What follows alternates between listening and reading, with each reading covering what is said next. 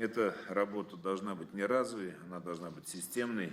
Визиты в семьи, семьи проблемные следует проводить как минимум один раз в квартал.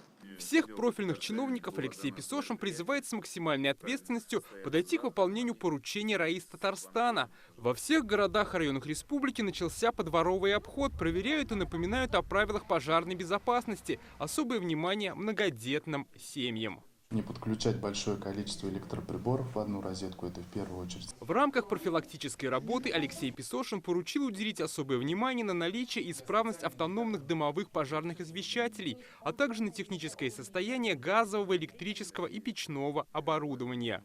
С учетом повышенной опасности пожаров в жилом фонде, еще раз обращаю внимание всех ответственных лиц на необходимость усиления адресной профилактической работы с многодетными семьями, находящимися в социально опасном положении, а также одиноко проживающими гражданами пожилого возраста.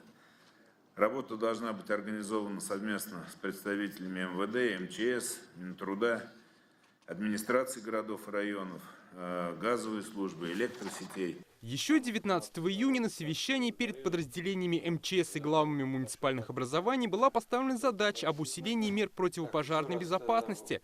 Напомним, на прошлой неделе в Татарстане произошло 2 резонансных пожара.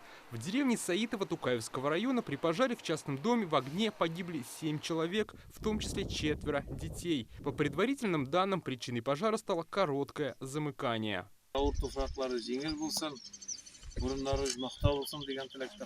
В Казани на улице Чехова сгорела крыша многоквартирного дома. Огонь вспыхнул на балконе квартиры на 5-м этаже. Пламя быстро охватило всю кровлю. Жильцов эвакуировали, никто не пострадал. Однако урон от пожара получили 8 квартир. Еще 31 от затопления в ходе тушения. Крышу начали ремонтировать. Домой уже вернулись жильцы 24 квартир.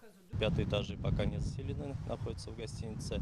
А остальные жители начинают обследовать свои дома, кто-то ремонт начинает, восстановительные работы. С 2016 года в Татарстане пожарные извещатели установили в 130 тысячах домохозяйствах различных категорий граждан. Это и одинокие пенсионеры, и многодетные семьи. Эта работа также будет продолжена. Дмитрий Аяринин, Марат Хусаинов, ТНВ, Казань.